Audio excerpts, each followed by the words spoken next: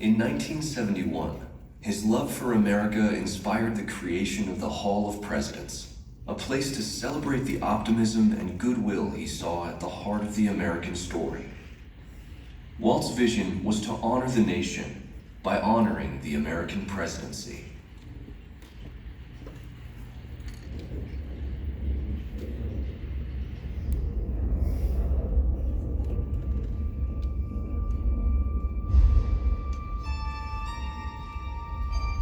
It is 1783, and the smoke is clearing in the wake of the Revolutionary War.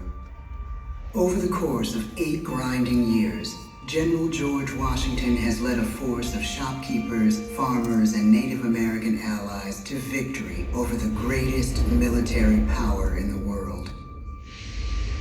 A new nation has been born, independent and free. The founders must form a national government. In 1787, through months of passionate debate, they create a written constitution. For the country's highest office, they imagine something new in the history of the world. A leader not born to power like a king or queen. A leader who has not seized power through conquest. A leader not separate from the people, but elected by the people, from among the people. We, the people. This is a new idea, an American idea. The idea of a president.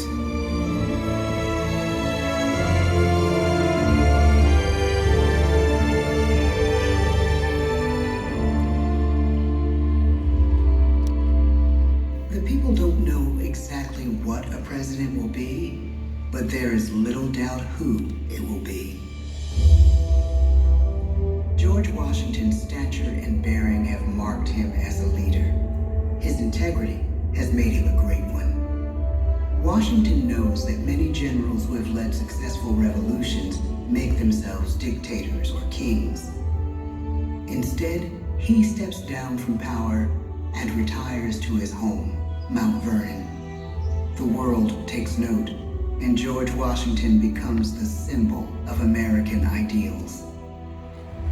In the first presidential election, it's Washington by a landslide. The only doubt seems to be his own. He writes, "Integrity and firmness is all I can promise. Integrity and firmness is exactly what we need." Everything he does as president will set a model for his successors. His final act may be the most important of all. After 2 terms, with no term limit in the Constitution and amid overwhelming support to stay in office, he steps down once again and hands power back to the people. He wants us to speak, to elect a new president. During the early years of the Republic, we choose leaders as different as Thomas Jefferson, John Adams, and Andrew Jackson. Elections are often bitter. Each president stands at that fiery intersection where personal character meets the challenges of the times. Some call the presidency a glorious burden. Jefferson calls it a splendid misery. We, the people, must choose well. We elect 15 presidents before the course of history brings us to the edge of a crisis like no other. A nation born of freedom still permits slavery. As the country pushes west, will new states be slave or free? The question produces bitter conflict. The issue rocks the election of 1860 and brings Abraham Lincoln onto the national stage. The tall, lanky, some say uncouth candidate from Illinois is a master of words at a time when speeches are printed in full for people to read. A house divided against itself cannot stand, he has said. With Lincoln's election, the House does indeed divide. Civil War. 11 states secede from the Union. The war becomes a defining passage in the American story. The president's own inner strength and depth of character changed the course of history. Lincoln had come up the hard way on the American frontier, desperately poor, with less than a year of formal schooling. His early years were scarred by tragedy, the death of his mother, his sister, his first love. He struggles with depression, but never loses his determination to rise above it. He once said he's driven by a desire to leave the world a little better place for having lived in it. The war rages. Lincoln fights to preserve the Union and end slavery. Neither is a sure thing. At Gettysburg, Pennsylvania, 6 months after one of the bloodiest battles of the war, the president dedicates a cemetery to the thousands of soldiers who died there, in words we can never forget.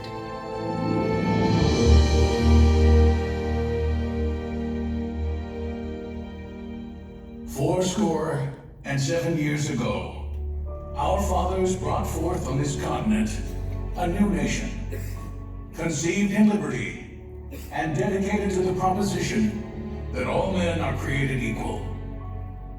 Now we are engaged in a great civil war, testing whether that nation or any nation so conceived and so dedicated can long endure. We are met on a great battlefield of that war. We have come to dedicate a portion of that field as a final resting place for those who here gave their lives, that that nation might live. It is altogether fitting and proper that we should do this. But in a larger sense, we cannot dedicate, we cannot consecrate, we cannot hallow this ground. The brave men, living and dead, who struggled here, have consecrated it far above our poor power to add or detract. The world will little note, nor long remember what we say here, but it can never forget what they did here. It is for us, the living, rather, to be dedicated here to the unfinished work which they who fought here have thus far so nobly advanced. It is rather for us to be here dedicated to the great task remaining before us, that from these honored dead we take increased devotion to that cause for which they gave the last full measure of devotion. That we here highly resolve that these dead shall not have died in vain, that this nation, under God, shall have a new birth of freedom, and a government of the people, by the people, for the people, shall not perish from the earth. The blood of over 500,000 Americans is spilled in this Civil War. President Lincoln's enduring hope is to give true meaning to the sacrifices of so many, to lead us to that new birth of freedom. With the end of the war and the end of slavery, a new birth truly begins. As we roll toward the 20th century, settlers roll west on wagon wheels and railroads connect the nation coast to coast. Millions of immigrants pour in from Europe and Asia. Population doubles. Our economy triples. Our standing among nations rises. We need presidents who can lead both at home and abroad. At the same time, a young Theodore Roosevelt is retreating from New York politics and personal tragedy. The death of his wife and his mother on the same day in the same house. In the Badlands of North Dakota, he rethinks his life and the life of his country. He returns stronger in body and spirit. His renewed energy is just what his country needs.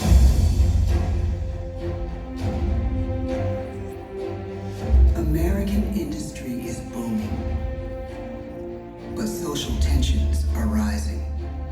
A progressive movement is bubbling up, pushing for change, and change is needed in the working and living conditions in cities. The gap widens between rich and poor. The demand for change grows stronger. Teddy Roosevelt is a knight on a crusade. He speaks with force and vitality in clear terms that make colorful headlines at a time when mass-market newspapers have become the new media. To define his foreign policy, he borrows a phrase from an African proverb: speak softly and carry a big stick. But his greatest accomplishments are made at home. He breaks up giant monopolies, protects workers' rights, and calls for a square deal for all Americans, rich and poor, capitalist and wage earner. And a square deal for every man and every woman in the United States. He calls on America to be as great as the natural grandeur of its lands.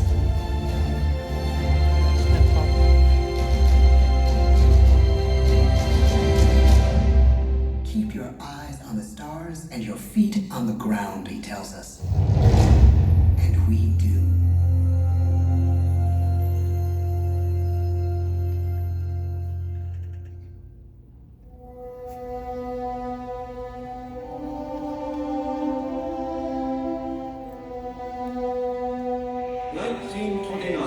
The bottom fell out of the market.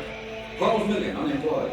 The bread lines and the soup. The results of the 1932 election now appear. When we elect our 32nd president, it is the worst of times.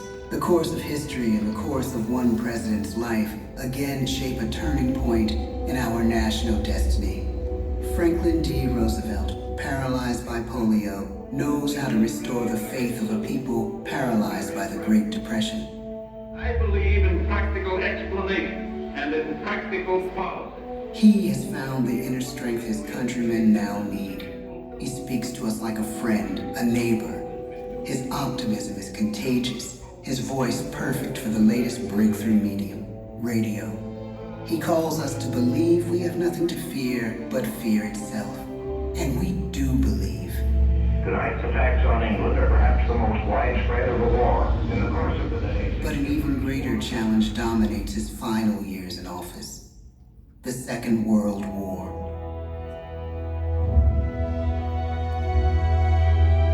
We must be the great arsenal of democracy. This is an emergency as serious as war itself. We stun the world with our production. When bombs fall on U.S. troops in Pearl Harbor, he calls us to fight on the war front and sacrifice on the home front.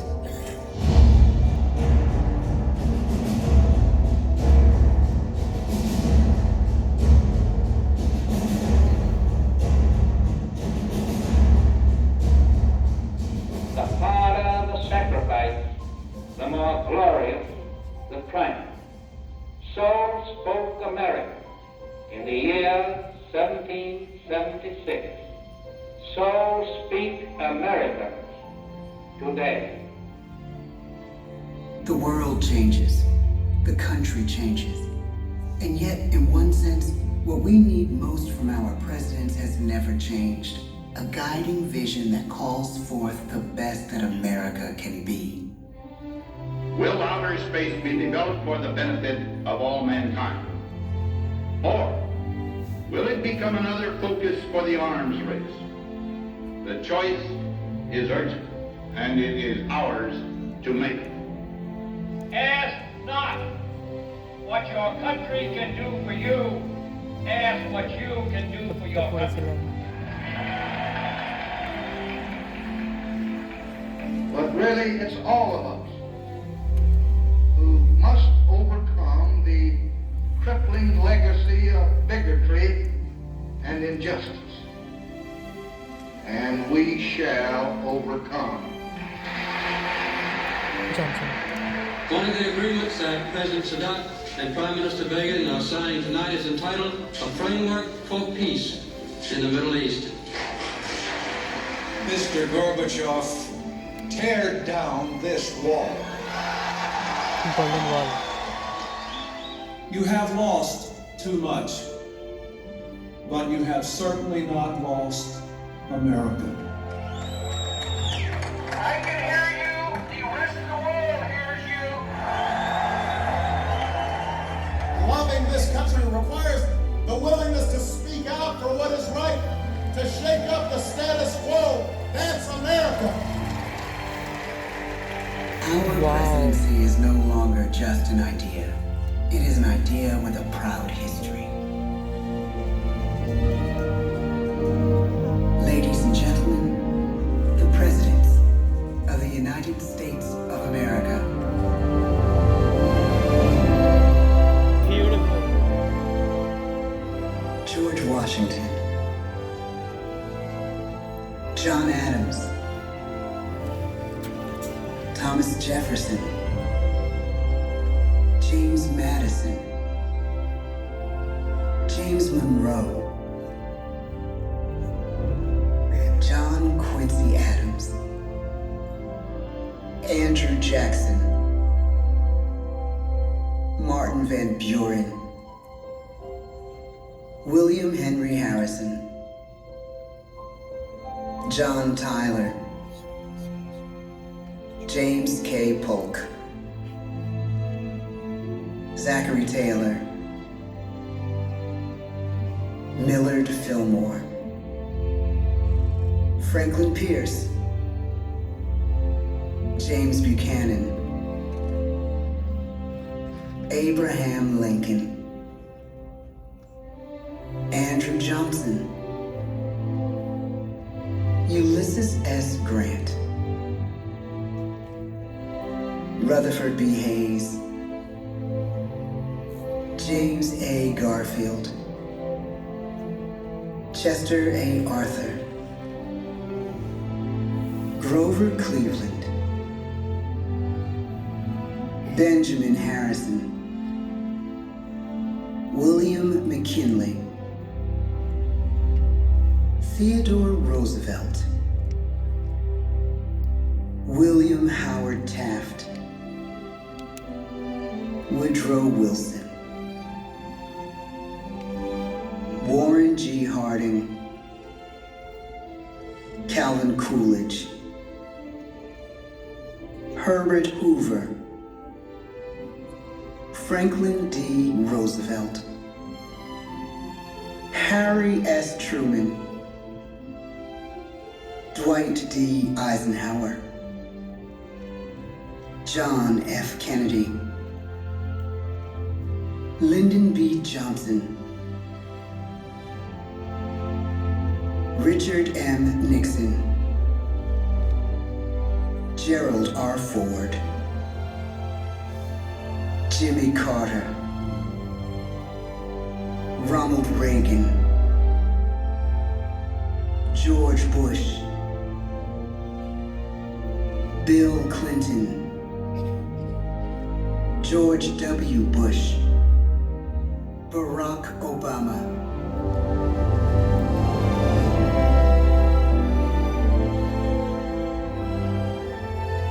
and now we come to the present. Once again, we place our trust in the idea of a president, as we have from the beginning.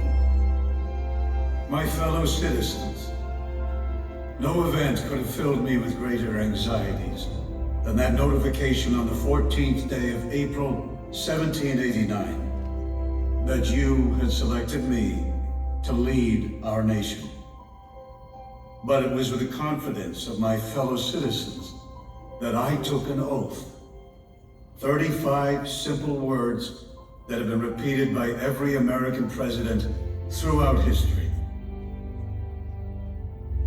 I, Donald John Trump, do solemnly swear that I will faithfully execute the office of President of the United States and will, to the best of my ability, preserve, protect, and defend the Constitution of the United States. So help me God. From the beginning, America has been a nation defined by its people. At our founding, it was the American people who rose up to defend our freedoms and win our independence. It is why our founders began our great Constitution with 3 very simple words: we the people. Since that moment, each generation of Americans has taken its place in the defense of our freedom, our flag, and our nation under God. These are the achievements of the American spirit, the spirit of a people who fought and died to bring the blessings of liberty to all our people. Above all, to be American is to be an optimist, to believe that we can always do better, and that the best days of our great nation are still ahead of us. It's a privilege to serve as the President of the United States, to stand here among so many great leaders of our past, and to work on behalf of the American people. The presidency of the United States is a role unique in the world, an office entrusted to each president by us, we the people. Therein lies the genius of that new idea, now over 200 years old. A new idea our presidents have turned into a great American idea again and again.